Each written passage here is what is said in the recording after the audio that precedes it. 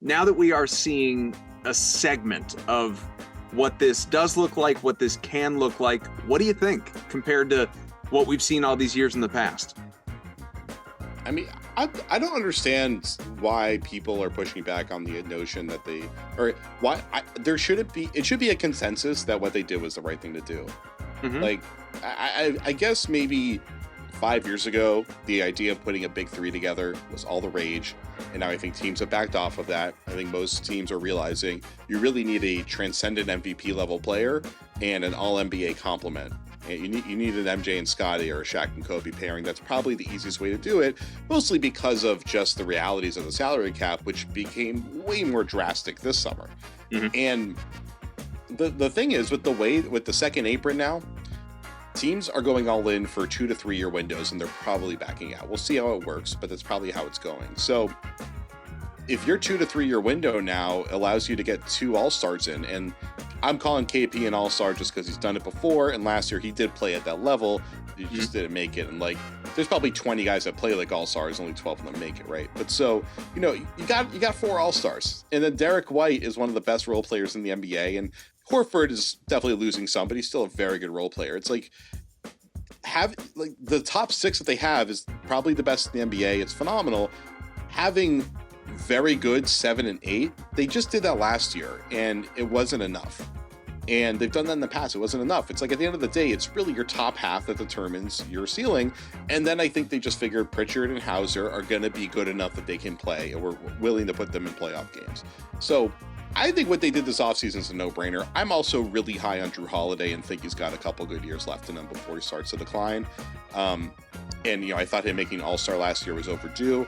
And all the criticisms about his playoff performance, I think they're mostly mitigated by the fact that he's going to be like the 3rd or 4th option in Boston, and he was stepping up to being the 2nd option for these last few years in Milwaukee. So I thought it was a no-brainer.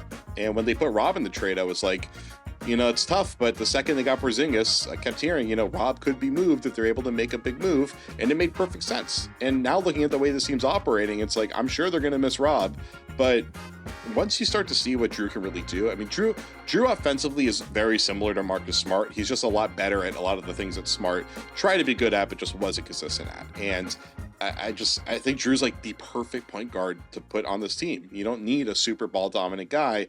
You don't need a pull-up shooter like a Dame or Curry type. You just need someone who's a good organizer, who's a good 3-level scorer, and knows how to control tempo. And I think he's perfect for that. So I think everything we've seen so far in this preseason kind of fits with what we've expected from this team. And there's still a lot of work to get Drew integrated. And Drew's kind of like finding his spots now. But I think probably a couple months into the season, you're going to see Drew really find his footing. And that's when this team can really take off. The CLNS Media Network is powered by FanDuel. Sign up at FanDuel.com/Boston and get in on the action with $200 in bonus bets guaranteed when you place a $5 bet. That's $200 in bonus bets, win or lose. Yeah, the thing that has been kind of rolling around a little bit is just staying the Drew Holiday thing, is this expectation that he might not actually start. And I know we make a lot of big deal in terms of like who starts, who comes off the bench, et cetera, but Zach was pretty, not adamant, but kept kind of pushing the, don't be surprised if Holiday comes off the bench sort of thing. And that, I think, if it lingered for too long, would actually shock me. Would that shock you, Jared, at all, or no?